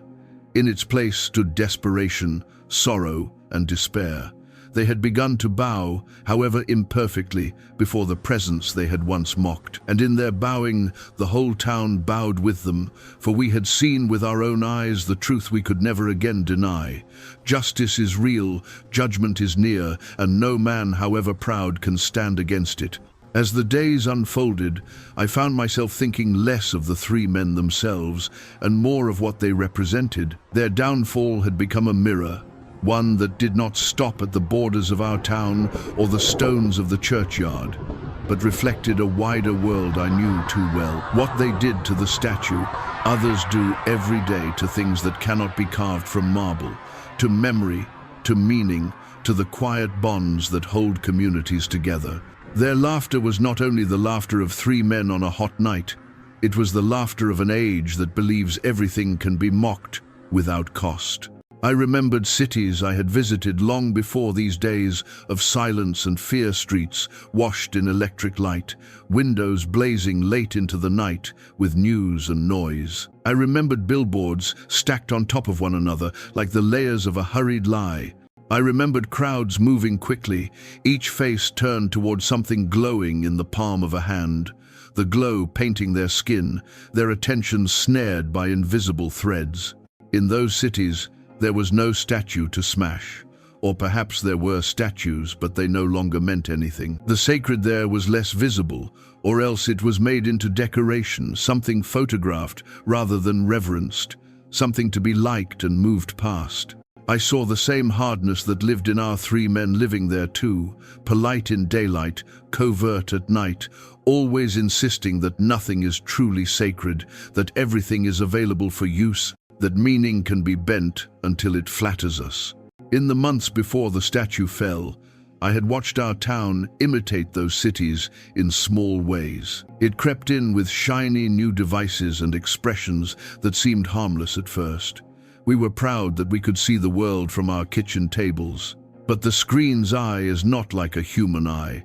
It stares until you forget you are being watched. I watched children who once knelt to tie ribbons at the base of the Virgin walk past her without seeing her at all, their ears full of distant songs, their minds filled with distant rooms. I watched young men who once nodded to their elders mock them in passing. I watched fathers with good hands and strong backs become restless, as if their own labor were a humiliation. I watched mothers take their loneliness to the bright rectangle instead of to one another, and I watched the rectangle console them with a current of soft indifference. We became better at sharing pictures of our lives than at sharing our lives. If arrogance had a uniform, it would be stitched from this: speed without purpose, knowledge without wisdom, and a confidence that no law, human or divine, could bind us if we could only avoid being seen. The three officers wore actual uniforms, carrying the authority of the state like iron on their belts. But the larger uniform needs no badge. It is a habit of mind. It begins with a shrug at the old stories, a smirk at a grandmother's prayer, a joke about a man who bows his head before working, and it grows into a conviction that reverence is weakness and that whoever dares to bow deserves to be pushed. I do not say this to excuse them. I say it because I recognized parts of them inside myself. The night they broke the statue, something inside me broke too, and I had to ask why I had not shouted, why I had not moved, why I had watched with my hands at my sides. Perhaps I had already learned the city's lesson to be a spectator first, a witness second, and an actor last, if ever. Perhaps I, too, had turned the sacred into scenery, something to carry in the corner of the eye, but never to protect. Their arrogance was a fire.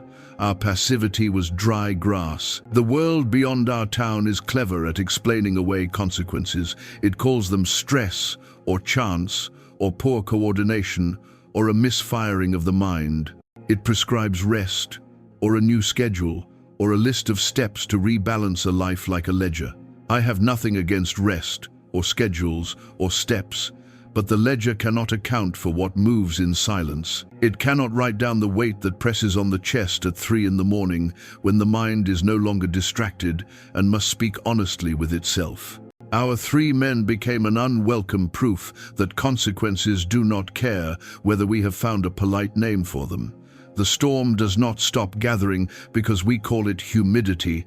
When I think of modern arrogance now, I picture 3 simple scenes that repeat in countless places. The first, a table where a family sits together except not together. Each person has a small altar glowing in their hand. The food is warm, their faces are cold. No one means harm. No one intends to despise the sacred. But they are absent from one another, and that absence becomes a habit, and the habit becomes a hunger that no glow can satisfy. The second, a crowd that laughs when an old woman crosses herself, not with the bold laughter of joy, but with the thin laughter of people performing their cleverness for one another. The third, a person alone saying, "I can do as I wish no one sees," and believing it, because the room appears empty and the screen promises discretion. These scenes do not end with shattered marble, they end with something quieter and perhaps crueler, a gradual thinning of the soul until it can no longer feel what it was made to feel. We did not notice the thinning until it snapped. The smash of marble drew a line straight through our days, and we woke up on the far side of it, breathing different air.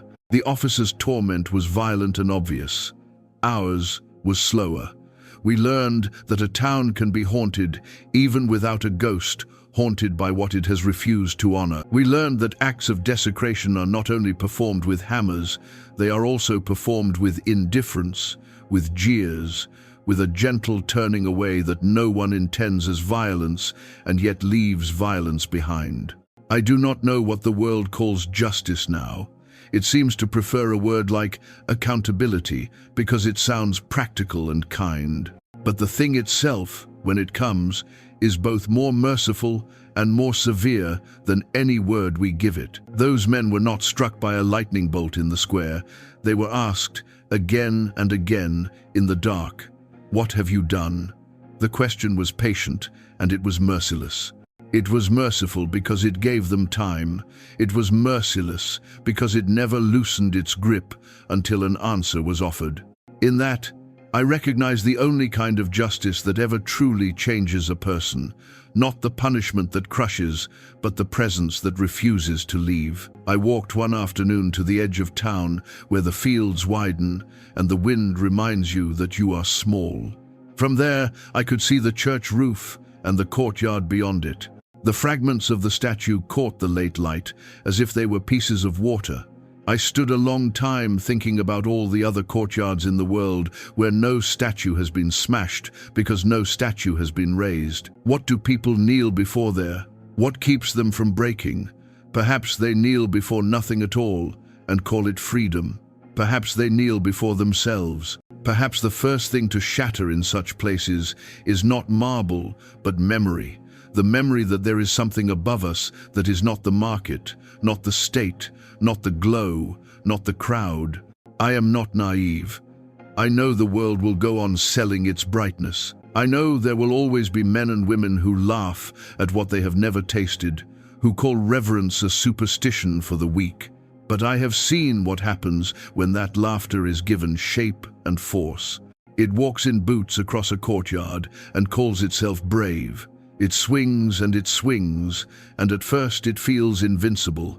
And then the night changes, and the air thickens, and the laughter thins to a rasp, and a question comes that cannot be blocked by a door or drowned out by a song. The world has forgotten that questions can be judgments.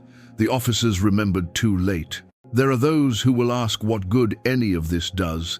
The statue is still shattered, the fields still require plowing, the bills still come due. But I have watched our town learn to speak softly again. I have watched neighbors carry food to doorsteps without names attached. I have watched old prayers return to young mouths. I have watched people choose to be present at tables, leaving their glowing altars face down like defeated idols. I have watched small acts of repair multiply, one thread at a time, until a torn cloth held together once more. None of that would satisfy a city columnist hungry for proofs. But the air is different, and the air is the first thing to change when a house becomes a home again. I have also watched a harder thing. I have watched us resist the temptation to turn the three men into monsters, because monsters are the easiest people to ignore. If we call them monsters, we never have to ask what part of them lives in us. We never have to admit that on another night, with another crowd, we might have stood where they stood. It is better to say they were men, and to say we are men too, and to let that truth unsettle us into ordinary courage, the sort that speaks up in the courtyard before the first blow falls, the sort that says, "Leave it," even when the uniform glints and the laughter is sharp. Sometimes I walk past the school at dismissal and see children's faces lifted into sunlight, their voices rising like birds startled into flight. They know what happened, some of them. They have heard enough to make them glance at the church with an older kind of attention. I do not wish fear on them. I wish weight, the good weight that keeps a foot from stepping where it should not step. I wish them the kind of memory that outlives the newest application of distraction. I wish them the knowledge that not everything that can be broken ought to be, and that some things can never be truly broken at all. Night comes earlier now, or perhaps it only feels that way because we have learned to notice it. When it settles, I sometimes sit by the window and watch the street empty itself. The glow from distant rooms softens, and the town breathes. In that breathing there is a quiet I began to recognize after the statue fell.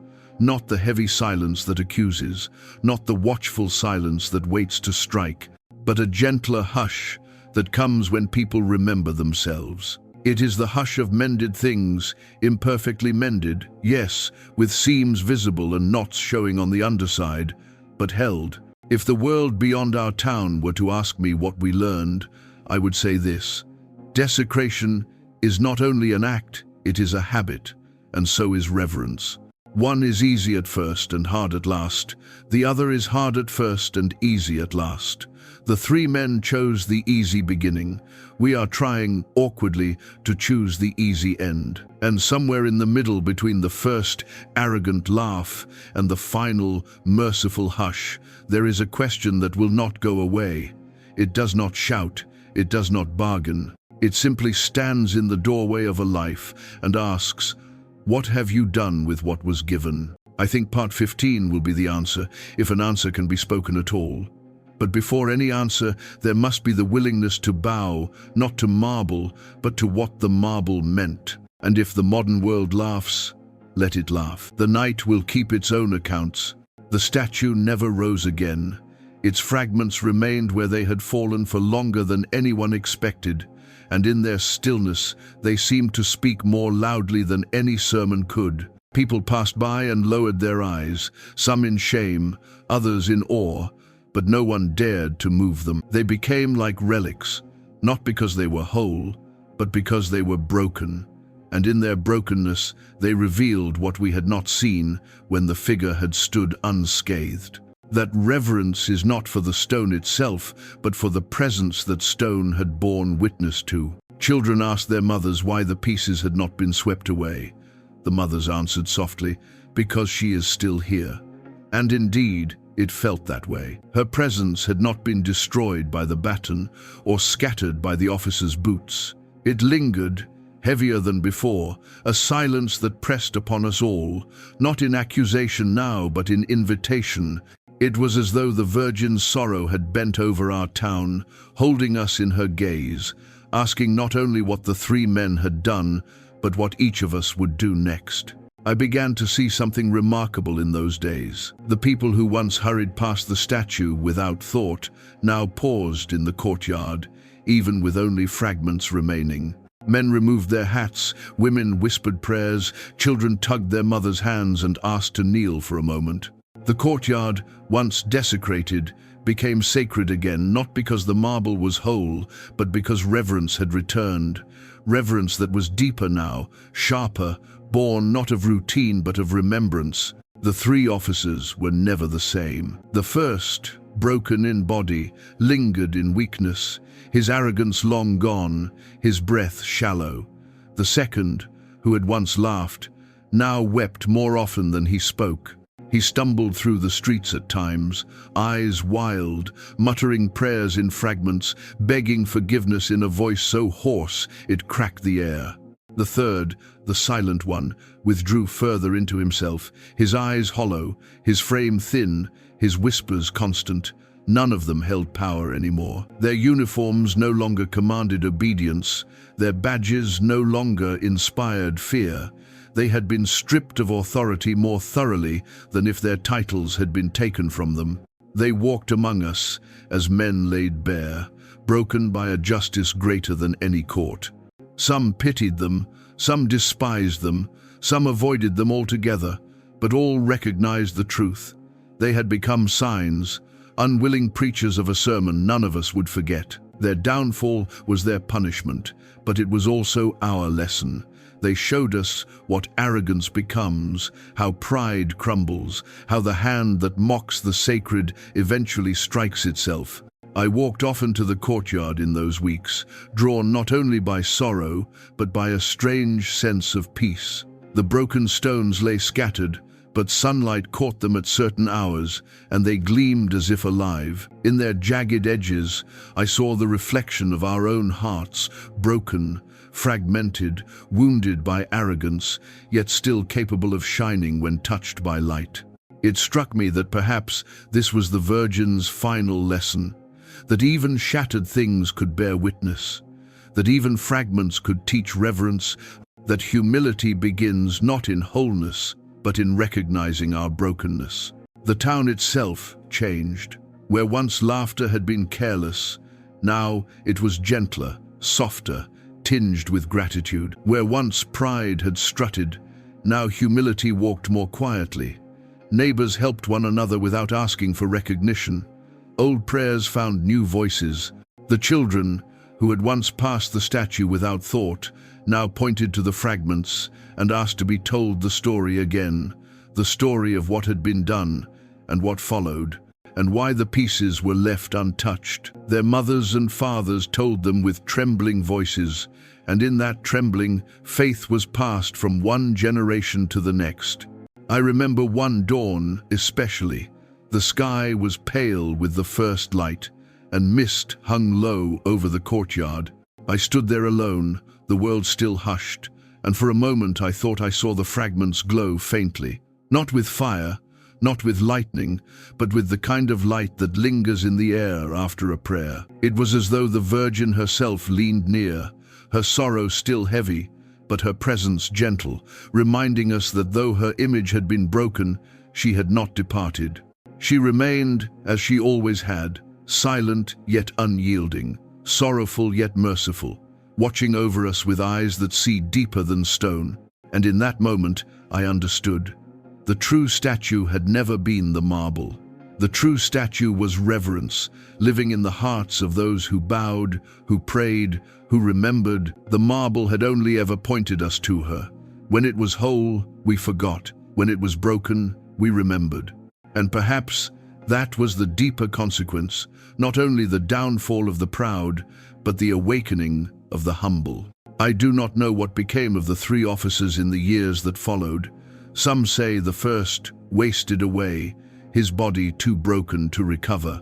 Others say the second eventually left the town, unable to bear the stares of those who remembered his laughter. The third remained silent, vanishing slowly into the shadows of his own despair.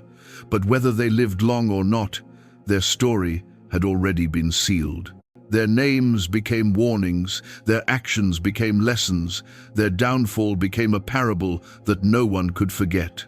And the Virgin remained, not in marble but in presence, not in stone but in silence. Her gaze hovered over us, heavier than before, asking not only what had been done, but what we would do now. Some knelt, some wept, some bowed their heads in quiet reverence. And in those gestures, I saw hope, the kind of hope that grows only after fear has passed, the kind of hope that lives in humility, in brokenness, in the fragments of what once was whole. For humility is the only shield against consequence. Humility bows before pride is broken. Humility whispers prayers before judgment speaks. Humility remembers that stone can crumble, but presence endures. And as I stood in the courtyard that dawn, I knew with a certainty deeper than words that humility was what had been asked of us all along, not marble, not perfection, but the willingness to bow, to remember, to revere. The officers had refused that humility, and they bore their consequence. We had watched, we had trembled, and we had learned. And though the statue lay shattered, though the fragments glistened with sorrow, I felt something stir in the silence. A gentleness, a mercy, a reminder that even brokenness can become holy when it teaches us to bow. So the courtyard remained, a place of fragments, a place of silence, a place of presence. And we, the people, remained too, carrying in our hearts the weight of what had happened, the fear of judgment, and the fragile, enduring light of humility.